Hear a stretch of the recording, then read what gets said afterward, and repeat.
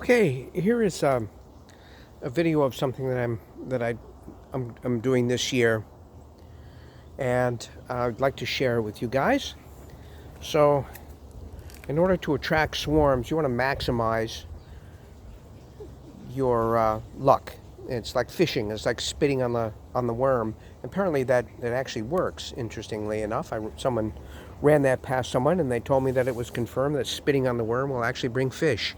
I think it was Jerry Prabilski who actually suggested that. Anyway, so here's the situation. So you get a lot of comb, black, ugly, disgusting comb over the years when you cycle out frames, and you want to use them because putting black comb in a bait trap will help to attract bees because they really do like the stinkiness. So what I did was I took out all of the comb from these hives that you see right here behind me and down here, and I melted it down.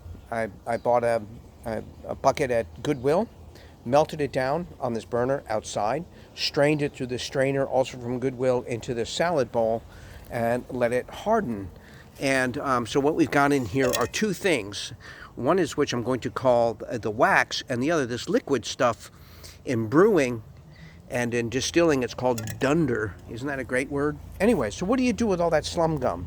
That's the question. So what you do is you make slum gum biscuits or slum gum burgers. And that's what we've got here. This is a slum gum burger. And when I was making them yesterday, the bees were all over them, and they still are today. So you take a glob of this slum gum and you lay it out on something, and here I put it on some cardboard. And then you kind of smush it down as best as you can. And it's good to wear gloves, which I did because this stuff is hotter and all get out. And then you let it harden, and then you put it into your bait hives. And there's a bait hive over here, and I've got bait hives all over the backyard. And there's one over there. And I've got one in the back here. There's a top bar bait hive over here. I have an empty hive over here, which is all set up as a bait hive. So the whole idea is that you smush these guys down, you stick them in there, and then if you want to, you can put some lemongrass oil in it and attract them. Another thing that I've got for swarms are these things called Russian scions. And Russian scions is an effort to try and capture swarms when they're looking for a place to land. And so the whole idea is you give them something that's attractive, like a piece of wood that's got some scent on it. In my case, what I did was I took a frame, I ran some muslin through it, which had been as a cover cloth for a hive. I soaked it in wax, and I'm going to soak it in the dunder liquid and give it some fresh scent, because fresh scent is wonderful. And this is my chaise-longue, which I sit in and watch the swarms arrive in the swarm traps, and it's actually so much more productive than climbing trees to get swarms. So in the back here I have yet another Russian scion. In this case, this is something that anybody can make, and you could do it anytime. And this one I've placed near the hive where my main hives are in the back. And this one is actually made of a frame with old comb on it. And it's all it is just hung up here by a rope on the tree. It's got a little roof on it that I built for it, and it's just funky old comb. And the whole idea is that should they decide to swarm, they may catch scent of this, and they may cluster on here before going 30 or 40 feet up into these willow trees here, or this pine tree, because when they do that, that always sucks. So the whole idea is if you can't keep abreast of your swarms in your yard, this might help you out a little bit. Because I've had them cluster like this high off the ground, 5 and 6 feet in the plum tree that's here. They've done that repeatedly. So over the years that I've been doing this anyway, so that's kind of the idea behind it. So then you just take this and you plunk it down into a box and you're good to go.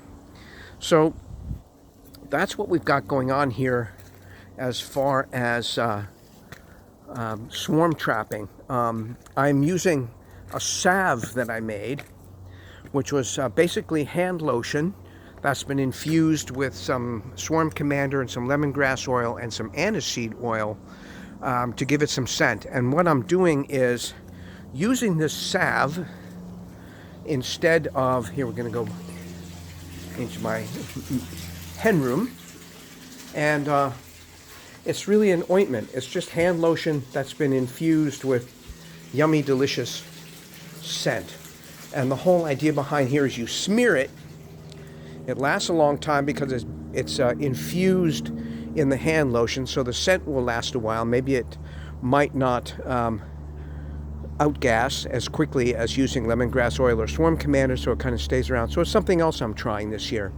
And this you can make very, very easily. 80% vegetable oil, 20%. In this case, I used, it's normally 80 and 20, but this time I used 70-30. 30% beeswax. And for a pint like this, I put in 50 drops of lemongrass oil, 20 drops of Swarm Commander, and 10 drops of aniseed oil. So I'm trying all kinds of different things this year to bring the swarms in, because it's so much fun. Okay, and the way that I set up my swarm traps is pretty simple. This is just an old deep box that I have affixed permanently plywood.